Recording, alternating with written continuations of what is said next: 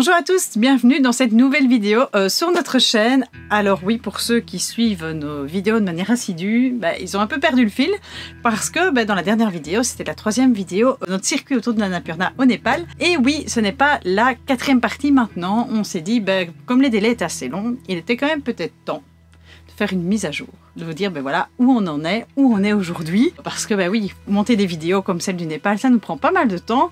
Et donc voilà, ce serait dommage de vous laisser dans l'inconnu en attendant la sortie de la quatrième vidéo. Surtout que ceux qui ont suivi le troisième épisode, que je mets ici en lien, on était le 14 février, l'anniversaire de Sioux et également la Saint-Valentin. Happy birthday to you, Sioux. Encore. Donc on est maintenant fin mai, il y a un petit gros décalage. En fait, il s'est passé tellement de choses ces 2 derniers mois. Qu'est-ce qui s'est passé depuis le Népal? Rebobinons. Depuis le Népal, au fait, après notre trek, notre circuit autour de l'Annapurna qui s'est bien passé, petit spoil pour la suite, on a terminé notre circuit. Nous, nous sommes revenus en Europe. Alors, on avait décidé de prendre le billet d'avion le moins cher. Et le billet d'avion le moins cher pour revenir nous faisait passer par la Turquie.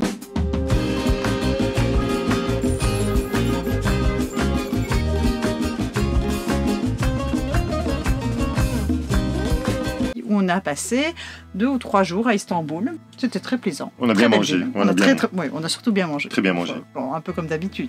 Non, mais on a très bien mangé. Oui, il est temps qu'on retrouve notre ligne. Maintenant, je comprends pourquoi les camping-caristes vont jusqu'en Turquie, parce qu'on mange très bien. Tout à fait. Et après ça, on est revenu en Belgique. C'est là où ça s'est très vite fait. En fait, en prenant l'avion Népal-Turquie, j'ai regardé 2 secondes, il y avait un camping-car qui comportait 6 places carte grise et 6 couchages lits fixes qui venaient d'arriver en France. C'est un camping-car qui est très rare parce que c'est un camping-car qui est utilisé pour la location et c'est un camping-car qu'on avait besoin parce que ce camping-car permet à chacun de nous d'avoir un lit fixe sans devoir bouger table, salon et autres. Et donc, en revenant de Népal et en revenant de Turquie, on a décidé de racheter un camping-car. Alors oui, on en avait un avant, qu'on a revendu en septembre, qu'on a adoré, clairement. Mais en fait, le problème, c'est que ça nous a vraiment donné un goût à cette vie en camping-car. Et quand on était en Asie avec nos sacs à dos, au fait, ce manque finalement de lieu à soi, d'intimité, de lieu pour nous 6, s'est fait vraiment sentir. Et donc voilà, on avait vraiment cette envie de retrouver la vie sur les routes. On aime bien. On aime bien avoir notre chez nous avec nous, avoir notre petite toilette, notre petit confort, pouvoir se faire un café quand on veut. Et donc voilà, et puis le coût de la vie étant tel en Europe, il n'y a pas le choix. Si on veut pouvoir vivre comme ça de manière un peu plus libre, on doit aussi s'adapter aux contraintes financières et on ne peut pas se payer l'hôtel en Europe tous les jours. Assis, c'est impossible. C'est impossible. Impossible. Donc, on a foncé Népal, Istanbul, Belgique, billet les moins chers, foncé en France, chercher un camping-car. Oui, parce qu'il faut savoir, donc il y a un seul modèle, mais il y avait surtout un seul exemplaire de camping-car en vente de ce modèle-là. Cette année. Oui. C'est un peu la pénurie. Oui, alors les amis camping-caristes, je sais pas, enfin les nouveaux, j'ai entendu qu'il y en a qui avaient mis plus d'1 an pour avoir leur modèle. Nous, on a eu beaucoup de chance. Donc, voilà, en 15 jours, en gros. En 15 jours. En fait, on est arrivé, comme on avait déjà eu des camping-cars, comme on savait comment ça fonctionnait, on l'a vu, on a dit ok, c'est bon, on le prend. Et le temps de dédouaner et d'arriver, on s'est retrouvé avec un camping-car fin mars. Voilà, acheté en France, avec quelques démarches à faire en Belgique pour pouvoir faire l'immatriculation. Et donc avec notre camping-car, nous avons décidé d'aller passer quelques jours dans le sud de la France, surtout pour que les filles aient un chouette cadre de travail pour se préparer pour leurs examens. Elles ont bien travaillé, elles ont bien préparé, elles ont bien travaillé. Je pense qu'elles sont prêtes. Elles sont prêtes. C'est pour ça qu'on remonte. Voilà, maintenant on remonte parce que la date s'approche. Non, mais entre-temps, parce qu'on a quand même fait autre chose aussi entre-temps. En peu de semaines, on a fait quand même beaucoup de choses. On a aussi fait, alors je ne sais pas si vous le savez, certains sur Instagram évidemment le savent déjà. Depuis plusieurs années, on fait le Saint-Jacques-de-Compostelle par tronçon. Donc nous étions partis de Namur.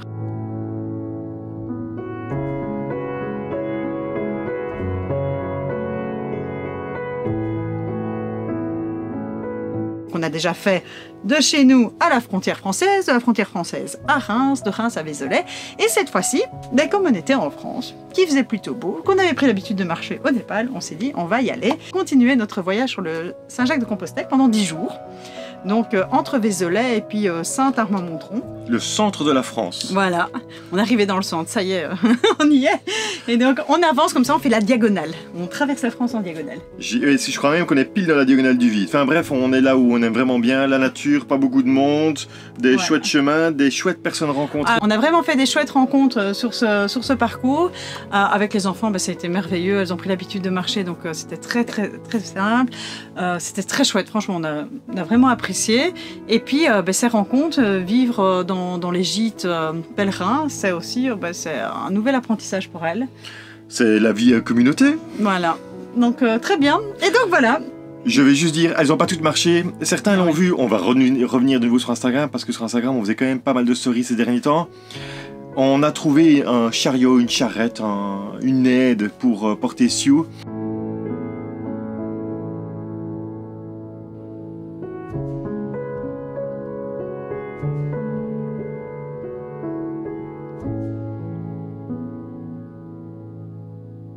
On va vous faire une vidéo dans quelques jours, quelques semaines concernant cette charrette, parce que pour toutes les familles qui aiment marcher et qui sont coincées par un enfant qui a entre 2 et 4-5 ans parce qu'il ne marche pas beaucoup, cette charrette, elle est extraordinaire. Ouais, c'est vraiment une solution. Alors, c'est pas sponsorisé du tout. Non, on l'a payé chez Rivilla. Pour le coup, en gros, on a fait les calculs. On s'est dit, si on n'a pas un moyen pour nous aider pour marcher, on fera moins de kilomètres. Moins de kilomètres, ça veut dire qu'on ne sait pas toujours s'arrêter à des endroits prévus pour. Ça veut dire qu'il nous faut une tente. Mais une tente, quand on est assis, c'est plus de tentes qu'une tente. Ça fait beaucoup de matériel à transporter. Et donc, au final, on n'avance plus.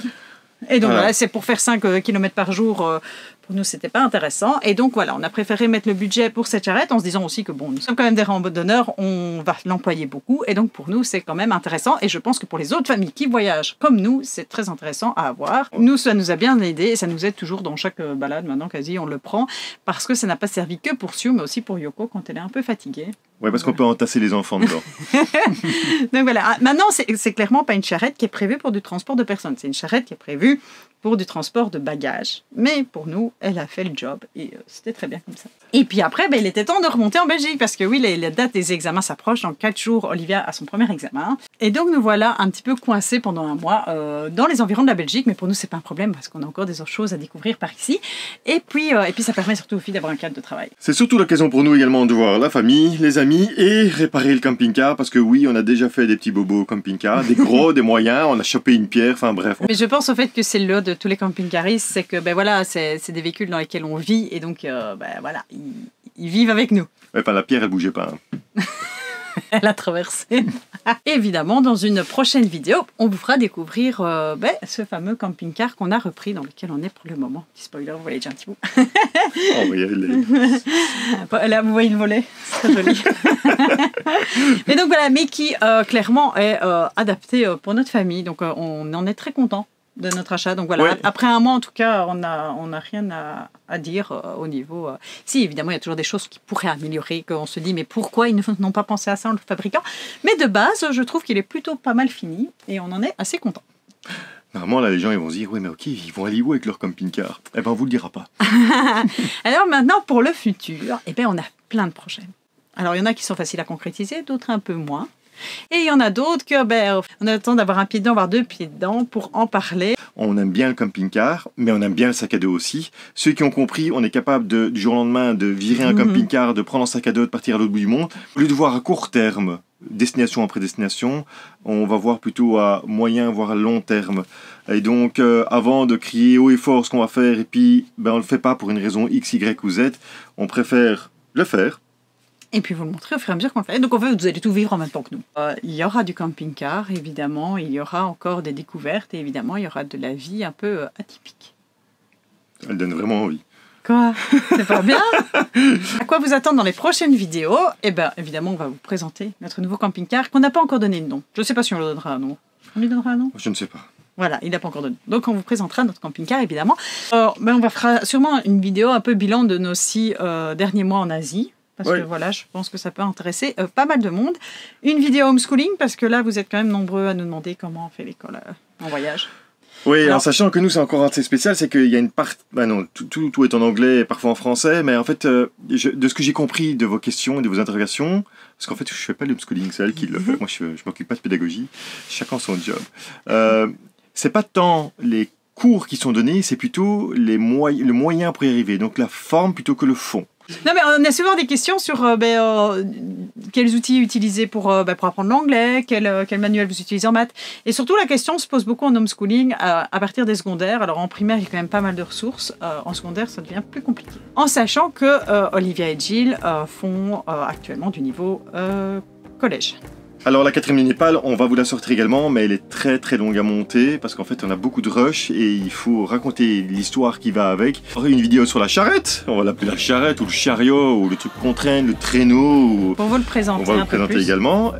Il y a du boulot. J'espère que cette petite mise à jour vous a plu et que maintenant vous savez un peu plus où on en est. Si vous avez des questions, n'hésitez pas à les poster en commentaire. On essaiera d'y répondre soit dans les commentaires, soit dans la prochaine vidéo. Et on vous dit à bientôt. À bientôt, bye bye.